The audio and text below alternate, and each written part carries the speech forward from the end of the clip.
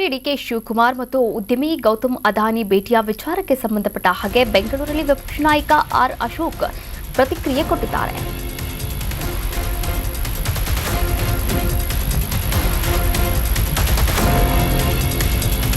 CM DKShi Gautam Adani ಭೇಟಿಯ ವಿಚಾರ ಬೆಂಗಳೂರಲ್ಲಿ ವಿಪಕ್ಷ ನಾಯಕ ಆರ್ ಅಶೋಕ್ ಪ್ರತಿಕ್ರಿಯೆ ಕೊಟ್ಟಿದ್ದಾರೆ. ಅದಾನಿ ಬಿಜೆಪಿ ಏಜೆಂಟ್ ಅಂತ ರಾಹುಲ್ ಹೇಳಿದ್ರು. ರಾಜ್ಯ ಸರ್ಕಾರ ಅದಾನಿಗೆ ರೆಡ್ ಕಾರ್ಪೆಟ್ ಹಾಕಿದೆ. ಡಿಕೆಶಿ ಇದಕ್ಕೆ ಹೈಕಮಾಂಡ್ ಅನುಮತಿಯನ್ನ ಪಡೆದಿದ್ರಾ ಅಂತ ಪ್ರಶ್ನೆಯನ್ನ ಮಾಡಿದ್ದಾರೆ. ದೆಹಲಿಯಲ್ಲಿ ಅವರ ವಿರೋಧ, ಇಲ್ಲಿ ಪರವಿದೆ ಅಂತ ಅಶೋಕ್ ಲೇವಡಿಯನ್ನ ಮಾಡಿದ್ದಾರೆ. ಹಾಗೆ ಇದು ಡಬಲ್ ಸ್ಟ್ಯಾಂಡ್ ಅಲ್ವಾ ಅಂತ ಅಶೋಕ್ ವ್ಯಂಗ್ಯವಾಡಿರುವಂಥದ್ದು.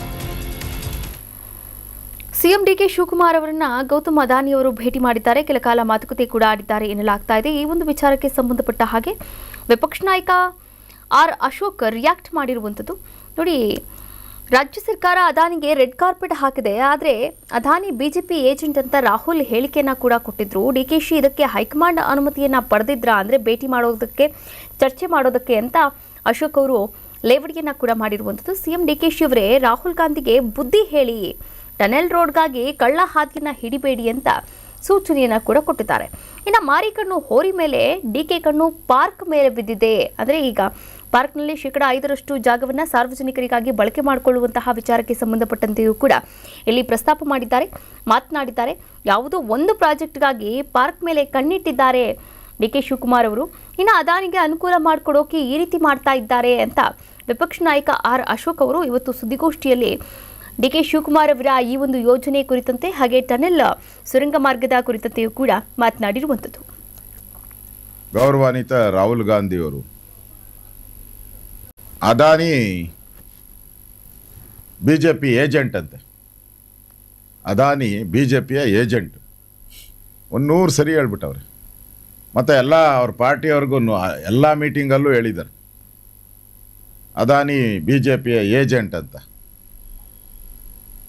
ಈ ಕರ್ನಾಟಕ ಸರ್ಕಾರ ಅದಾನಿಯವರಿಗೆ ರೆಡ್ ಕಾರ್ಪೆಟ್ ಹಾಕಿದೆಯಲ್ಲ. ಈಗ ಇವತ್ತು ಭೇಟಿನೂ ಕೂಡ ನಡೀತಾ ಇದೆ. ರಾಹುಲ್ ಗಾಂಧಿ ಪರ್ಮಿಷನ್ ಕೊಟ್ರಾ? ರಾಹುಲ್ ಗಾಂಧಿ ಪರ್ಮಿಷನ್ ತಗೊಂಡಿದ್ದೀರಾ? ಸೋನಿಯಾ ಗಾಂಧಿ ಪರ್ಮಿಷನ್ ತಗೊಂಡಿದ್ದೀರಾ? ಪ್ರಕಾರ ಪಾರ್ಕಲ್ಲಿ ಯಾವುದೇ ಆ್ಯಕ್ಟಿವಿಟೀಸ್ ಮಾಡೋಕ್ಕೆ ಅವಕಾಶ ಇಲ್ಲ ನಮ್ಮ ಕಾನೂನು ಪ್ರಕಾರ.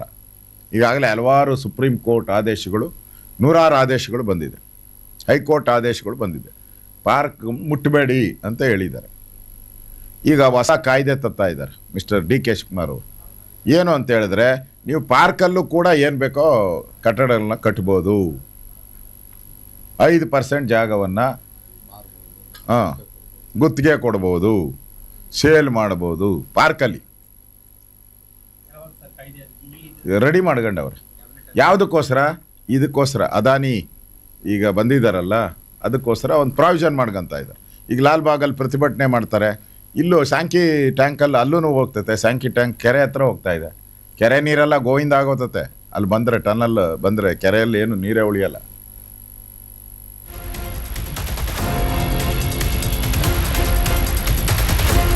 ಅದಾನಿ ಟನೆಲ್ ರೋಡ್ ಯೋಜನೆ ಬಗ್ಗೆ ಮಾತಾಡಲಿ, ರಾಹುಲ್ ಗಾಂಧಿ ಈ ಬಗ್ಗೆ ಮೊದಲು ಮಾತಾಡಿ.